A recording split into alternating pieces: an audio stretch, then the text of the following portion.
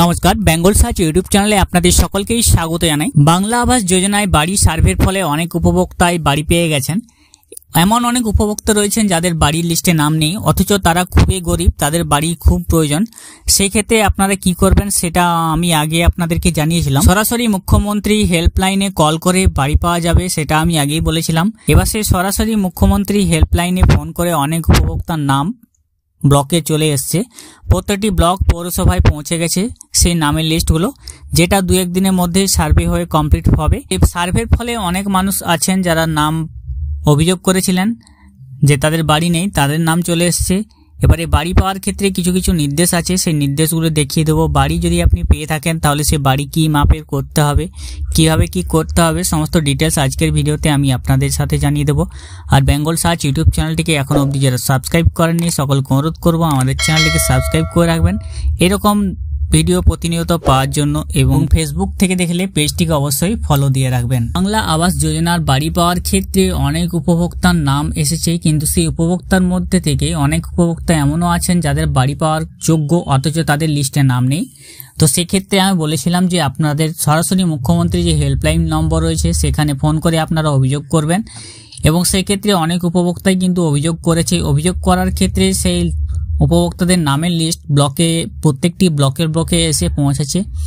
ব্লকে এসে পৌঁছানোর ফলে সেই সমস্ত উপভোক্তার সার্ভে আগামীকাল বা পরশুদিন শুরু হবে, বা তার আগেও কিছু জেলায় হয়তো শুরু হয়ে গেছে। সেই সমস্ত উপভোক্তা যারা অভিযোগ করেছিলেন যে তারা বাড়ি পাওয়ার ক্ষেত্রে অগ্রাধিকার নাম পার্মানেন্ট ওয়েটিং লিস্টেও নেই, সেই সমস্ত উপভোক্তাদের নাম প্রত্যেকটি ব্লকে পৌঁছে গেছে। সার্ভে কিছুদিনের মধ্যেই শুরু হবে, এবং সেই সমস্ত উপভোক্তাদের নামের মধ্যে যদি আপনার নাম থেকে থাকে তাহলে আপনি অবশ্যই চেক করবেন। বাংলার বাড়ি নিয়ে যাতে কোনো অভিযোগ না উঠতে পারে তার জন্য আগে থেকেই সমীক্ষা করা হয়েছিল, আর কোনো অনিয়ম যে রেয়াত করা হবে না সেটা বুঝিয়ে দিয়েছিলেন বাংলার মুখ্যমন্ত্রী মমতা বন্দ্যোপাধ্যায়। এই ক্ষেত্রে যে জিরো টলারেন্স নীতি নেওয়া হবে সে কথাও জানিয়েছিলেন প্রশাসনিক প্রধান।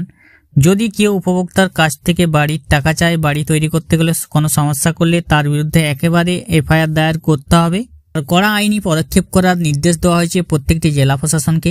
এই আবহে বাংলার বাড়ি উপভোক্তাদের পাশে দাঁড়াতে একটি টোল ফ্রি নম্বর চালু করল নতুন নবান্ন। তো ইতিমধ্যেই উপভোক্তাদের ব্যাংক অ্যাকাউন্টে 60,000 টাকা করে ঢুকে গিয়েছে। বাংলার বাড়ি গড়ে তুলতে প্রথম কিস্তির টাকা দেওয়া হয়েছে, নতুন বছরের দ্বিতীয় কিস্তির টাকা দেওয়া হবে।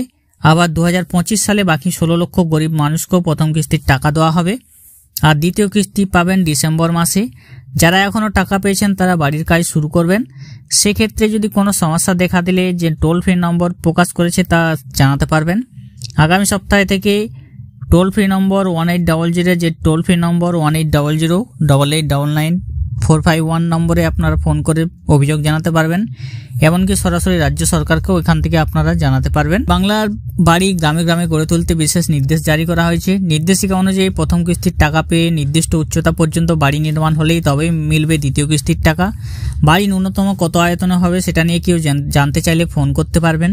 কেউ বাড়ি তৈরির কাজে বাধা দিলে লোকাল থানায় অভিযোগ জানানো বা সরাসরি রাজ্য সরকারের কাছে অভিযোগ জানাতে পারেন। তাই টোল ফ্রি নম্বর চালু করা হয়েছে। তো এখানে দুটি নম্বর চালু করা হচ্ছে। এমার্জেন্সি নম্বরগুলো যেগুলো আছে সেগুলো আপনারা রেখে রাখবেন। দ্বিতীয় এমার্জেন্সি হেল্পলাইন হলো এটা।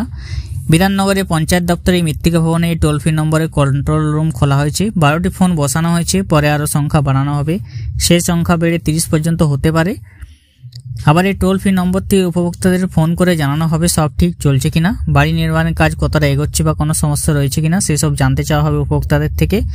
অভিযোগ জানাতে পাবলিক গ্রিভেন্স পোর্টাল বা অ্যাপ চালু করেছে পঞ্চায়েত দপ্তর। এক্ষেত্রে বলে রাখা বলো, বাংলার বাড়ি আবাস যোজনার বাংলার বাড়ি যোজনায় যাদের নাম আছে তাদের মধ্যে অনেকেই প্রথম কিস্তির টাকা 60,000 টাকা পেয়ে গেছেন।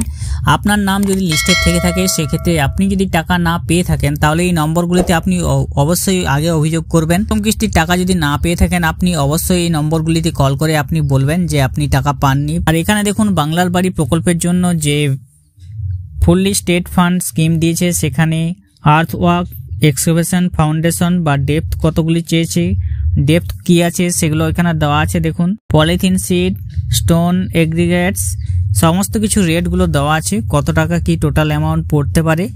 এখানে হয়তো দেখতে পাচ্ছেন আপনাদের পুরো ডিটেলস দেওয়া আছে, আপনাদের কিভাবে কি আপনারা ফাউন্ডেশন করবেন।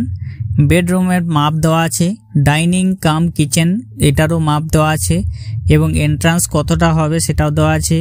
উইন্ডো কটা রাখতে হবে সেটাও দেওয়া আছে, 3টে উইন্ডো দেওয়া আছে এবং আপনাদের মাপ সাথে ডিটেলস অফ ফাউন্ডেশন সেগুলো দেওয়া আছে। এগুলো মাপগুলো আপনারা দেখে নিতে পারেন বা স্ক্রিনশট নিয়ে রাখতে পারেন যারা বাড়ি তৈরি করবেন। যারা এখনো বাড়ি পাননি তারা অবশ্যই সরাসরি মুখ্যমন্ত্রীতে আপনারা অভিযোগ দায়ের করুন, সেখান থেকে আপনাদের নাম চলে আসবে কিছুদিনের মধ্যে। নতুন লিস্ট চলে এসছে, যারা অভিযোগ করেছিলেন তাদের লিস্টগুলো চলে এসছে। আর যারা জানেননি এখনো তাদের মধ্যে অবশ্যই ভিডিওটি শেয়ার করে দিবেন। আর এরকম ভিডিও আমার চ্যানেলে পাওয়ার জন্য অবশ্যই চ্যানেলটি সাবস্ক্রাইব করে রাখবেন। ভালো থাকবেন, সুস্থ থাকবেন, নমস্কার।